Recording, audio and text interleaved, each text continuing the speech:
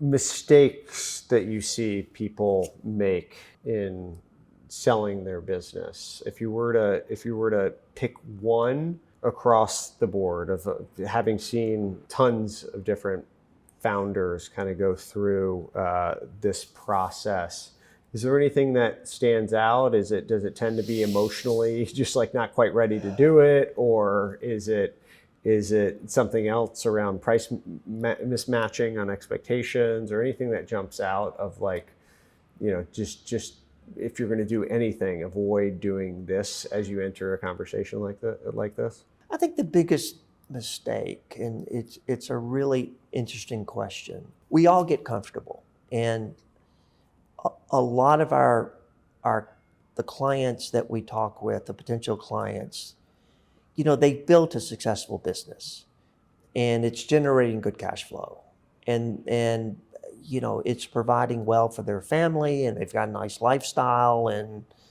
all that's great. But the problem is they get complacent and they get comfortable, and they work their tails off to get the business to a certain point, and they cruise. Well, I mean, that's fun if it's going to be a lifestyle business and, you're going to continue to make good money. But when it comes time to sell the business, if you've allowed the business to plateau and you're sort of coasting, you might not get the valuation for that when it comes time to sell it.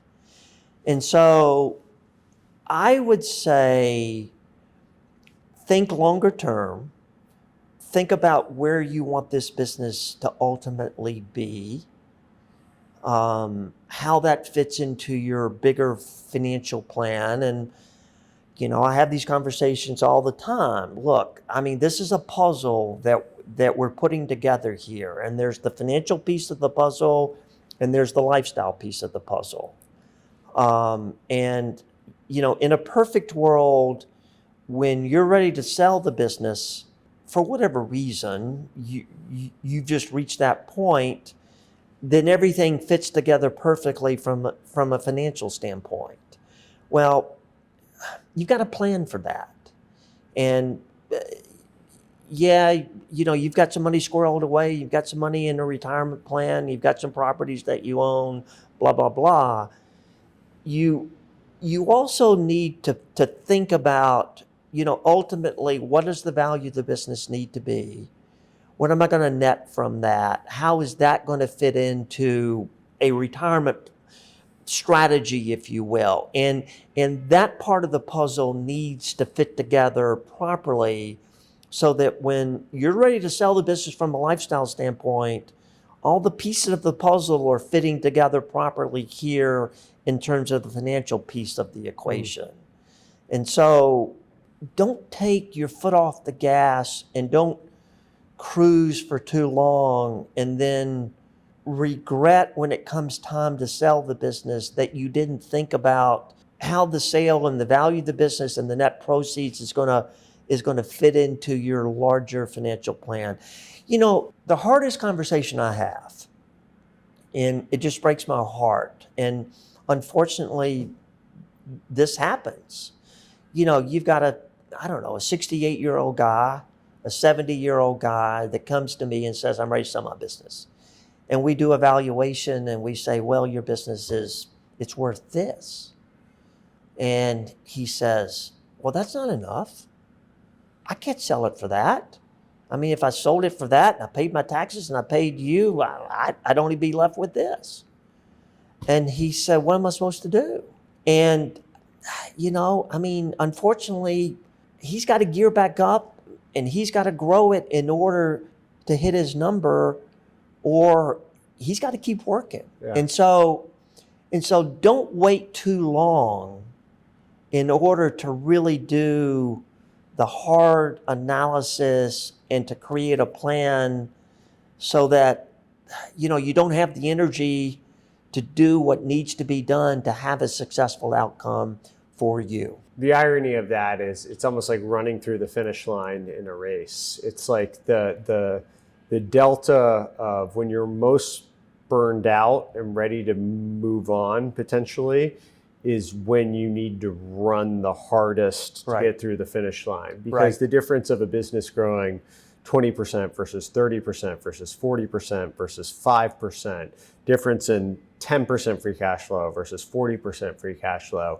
it's not a linear value creation. Right. It's much closer to exponential. And if you look in the public markets, the businesses that generate significant free cash flow, that grow at really high rates, it's not the difference of a business growing, 80% and 40% Right. isn't 2x Right. just because that's the growth rate. It could be 10x, it could be 12x, it could be really material because there's a compounding element of just what that growth implies and how it's going to fall to the bottom line over time. And so it isn't a counterintuitive point that when you're most at your point that you're ready to move on, you got to make sure you're running all the way through the finish line, because that's where you'll create a lot of value at the very end. Yeah, and to use another sports analogy, like running a marathon, you've got to stay hydrated all the way through the marathon, because if you're thirsty, it's too late at that point. Yeah. And so here, you can't start thinking about the valuation of the business too late in your life cycle where you can't fix it because you don't have gas in the tank. Yeah. All of us, we're so busy with our lives and running the business and keeping clients happy and keeping our employees happy. It's like we're so deep in the weeds running the business day to day, being involved in the operational details. We're not pausing long enough to think strategically about, okay, what's the ultimate outcome? And you actually need to be thinking of that years ahead of when that outcome is, so that you can be doing everything possible, every step along the way, to ensure that you do have that successful outcome.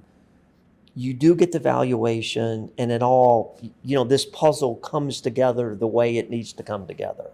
It's one of the things that drives me nuts about a to-do list or a Kanban board or a pros and cons, because when you look at them on a piece of paper or in a piece of software, they all look proportionally the same. Mm-hmm. And you get a lot of satisfaction of checking something off your to-do list, but they don't create equal value.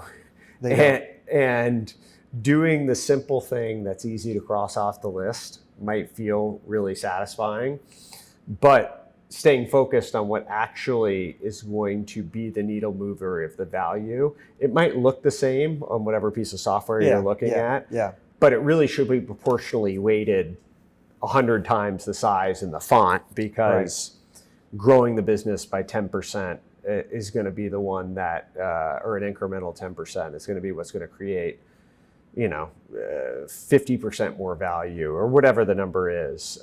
And so trying to think through that and not just look at the to-do list as a static thing where everything looks the same size it's a hard psychological internalization. Yeah, and you don't have to do it all at once. No. And so, if you've got a business that's doing $1 million of sales right now, and let's say the value is $1 million, I'm just to pick a number, and you ultimately want to sell it for 10, you've got time to do that. It's not like you've got to go from 1 to 10 overnight, but you've got to have a plan, and you've got to know what you're building towards, and you've got to break it up into manageable chunks along the way, or you're never going to get there. Yeah. And, I've heard this said 1 million times, hope is not a strategy. Yeah. You got to have a plan. Yeah. And the incrementality of the progress is the most important thing. And if you're not enjoying the inputs, getting to the output is going to be really hard. Yeah, and sometimes, folks can get overwhelmed. Oh, I can never do that. It's just too much. No. You've built a successful business. You've proven there's a need in the market for this business. You've got it up and going. You've gotten it to this level. Whether it's 500,000 or 1 million or 2.5 or 7.5, whatever the number is, you've got it to that point. it can go further. You got to put a plan together. Yeah.